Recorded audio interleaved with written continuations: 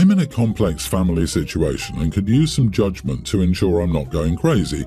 I'm a 26-year-old woman who recently discovered that my great-aunt, a professional poker player, left me $700,000 in her will. This sum is just a portion of a much larger estate. However, there's a catch. My mom is against gambling of all kinds and is furious that the money comes from what she considers an unethical source. She's so against it that she's now saying I shouldn't accept the inheritance. Moreover, she's hinted that she believes the money should go to her instead, arguing that she can put it to better use and sanitize its origins by investing it in the family, which sounds like total BS, by the way. To give some more context, my mom is in her 50s and has always been vocal about disapproving of my aunt's job. She sees this inheritance as not just unearned but morally tainted.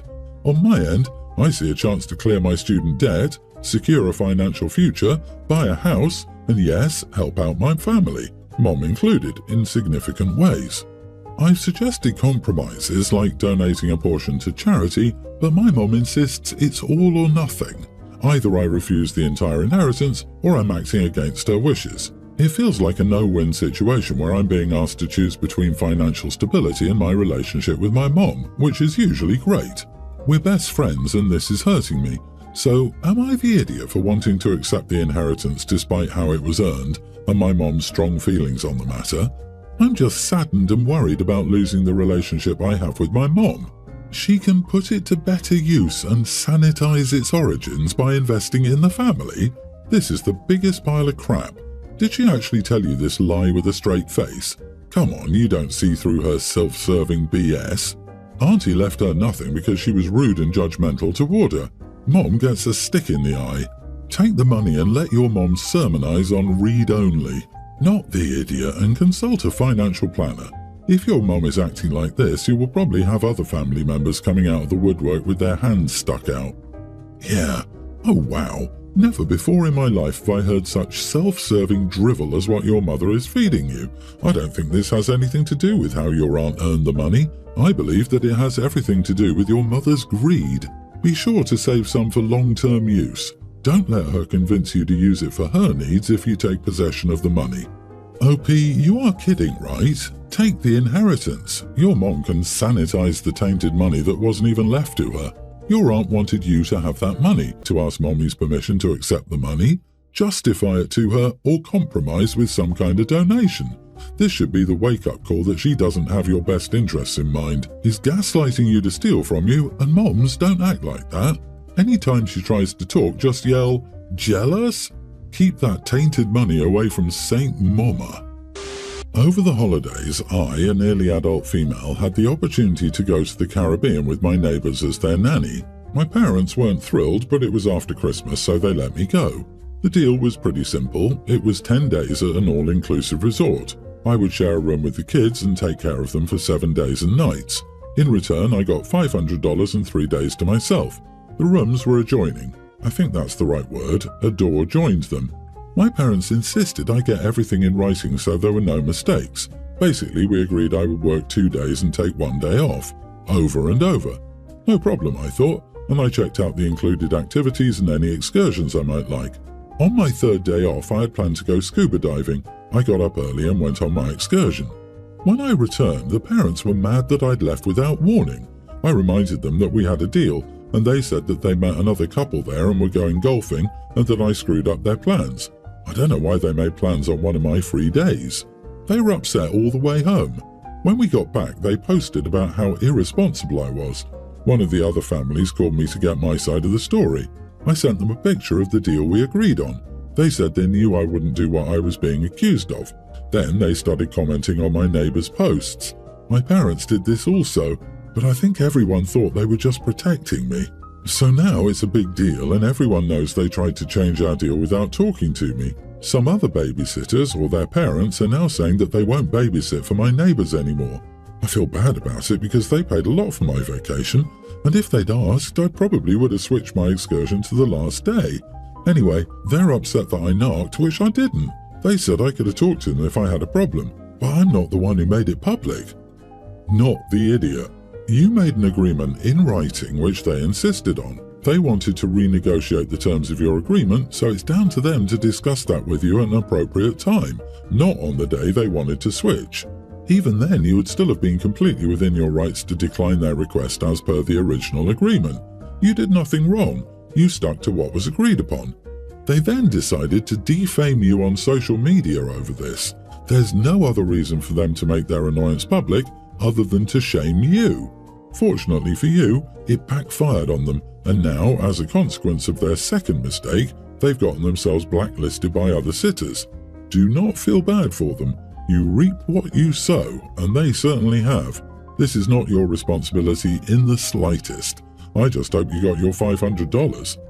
They said that I could have talked to them if I had a problem. That ship sailed the second they posted their lies. Don't feel guilty. Too many deserving parents and kids need babysitters for these people to get good, hard-working babysitters. 7 days of babysitting costs more than $500. Those 3 days off are the rest of your payment. Recently, my family was invited to my brother's wedding. My brother and I, our daughter 21 and our son 18, and everyone except our younger son teen because it's a child-free wedding. I called my brother to confirm that my son wasn't invited because I've been to a child-free wedding before that's 13 plus or 16 plus, and my son won't behave badly or need such close supervision as a younger child would. My brother was very apologetic and said that he couldn't make exceptions to his rule, that some of his friends have much younger kids and that he didn't want to look like he was showing favoritism by allowing my teenager to come. That was fine by me. I understand child-free weddings. I had a child-free wedding before having kids. My brother has 2 children of his own from a previous marriage, teens, and 2 of my sister's kids are also under 18, young teen and mid-teen, and I assume none of them would be invited either. The wedding is in a different country and my family will be flying out for the weekend. My teen son is a bit sad about not being invited because he and my brother are close. I also don't want to leave him home alone for the weekend, so I've made a plan that on the night of the wedding, he and his cousin could hang out in the hotel, use the pool, get room service, and make a night out of it, and then the next day we could explore the city as a family, so my son doesn't feel sad about being left out. When I told my brother the plan, he thought it was a great idea, but when I told my sister, she was surprised and said her kids had been invited and that she didn't know it was child-free. 18 plus. She'd checked with my brother, who told her it was 13 plus, so my niece was invited. So we both called my brother, who admitted that my son is the only one under 18 in the immediate family who's not been invited, though he wouldn't say why despite my pushing him. My sister and I both decided not to attend as we're both angry with him, and she loves my son. My mother is calling us both up, saying we're being childish and letting my brother down. My brother's soon-to-be wife is also furious at us and says that my brother is distraught and that my son was excluded for a good reason. Once again, not saying the reason. My brother-in-law, sister's husband, is also upset and blaming me for my sister not going, and I'm starting to feel bad and wish I'd just let sleeping dogs lie. But am I the idiot? Lady, you are the idiot.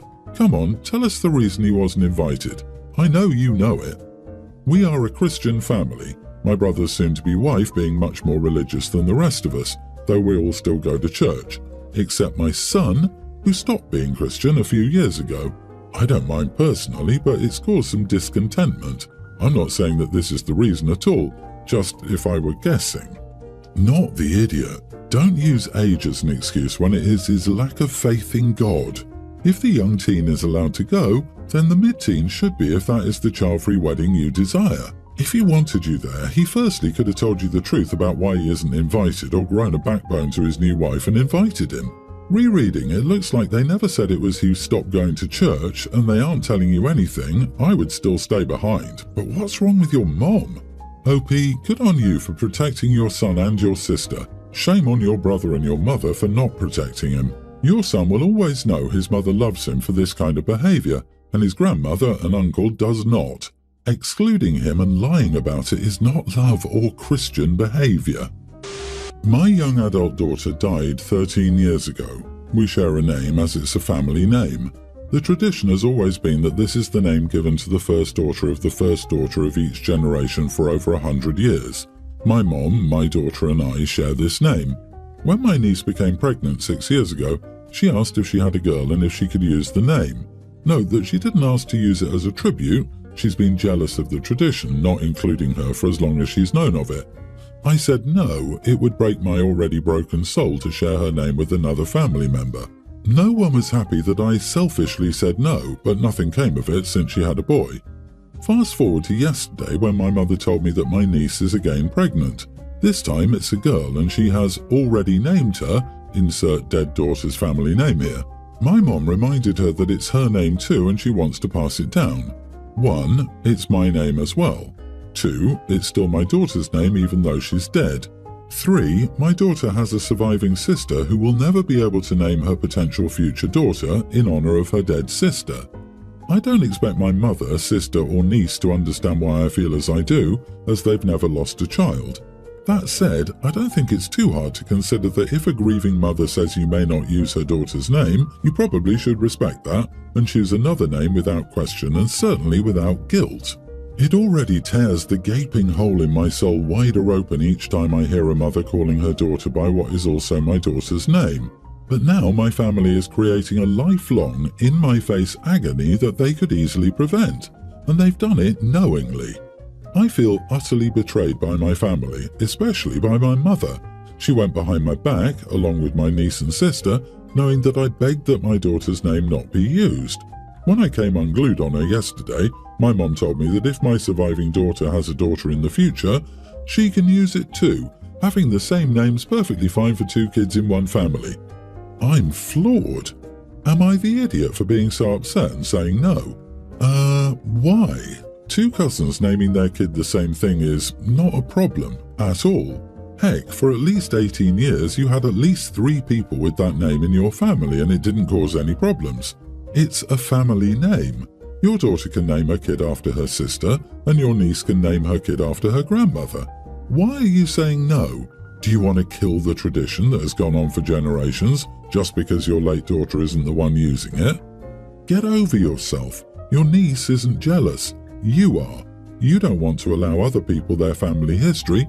You want to act like it belongs to you alone. Losing a child is unimaginable, and my heart breaks for you.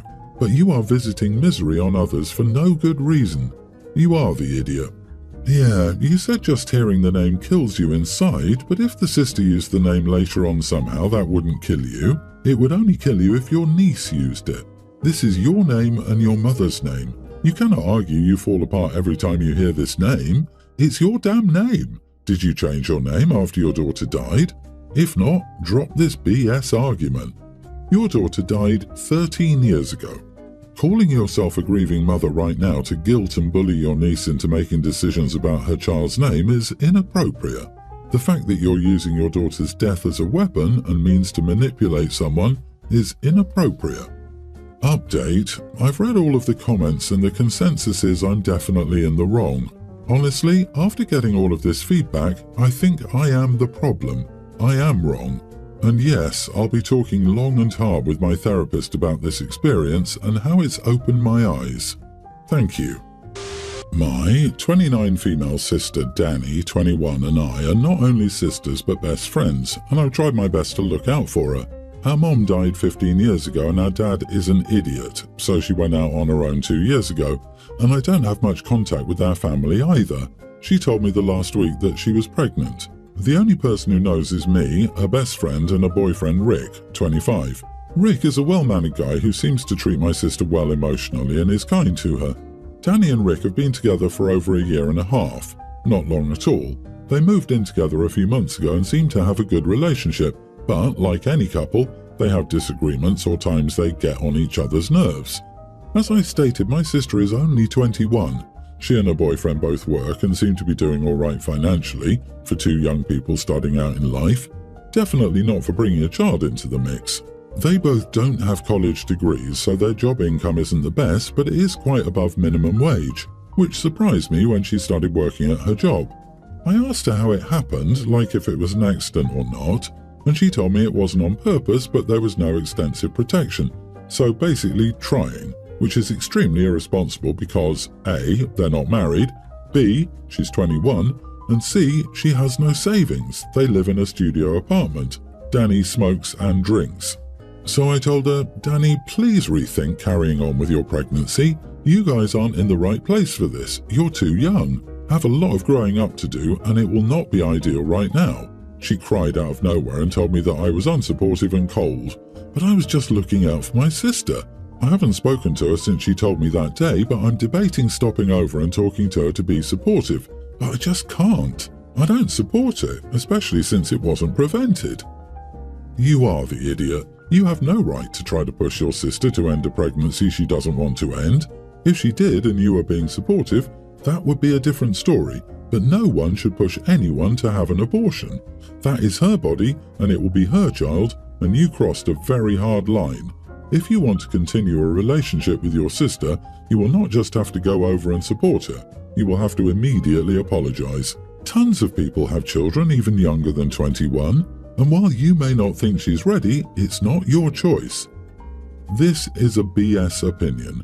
You don't really love someone if you don't remind them when they're heading down the wrong path. Loving someone is not enabling all their crappy decisions, and having a baby so young with no financial stability is a crappy decision. Just because plenty of people do it doesn't make it any less crappy. It's still the sister's choice, but love is not enabling and lying about the reality of her situation. I disagree. What does not being married and age have to do with raising a child? To be honest, you sound a bit of a snob and condescending talking about them not having college degrees and you're surprised about them having above minimum wage jobs.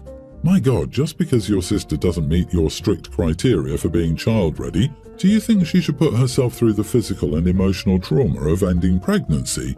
You couldn't be more unfeeling if you turned up at her door with a rusty coat hanger. Geez, what an awful, insulting, cold way to relay your unsolicited opinion.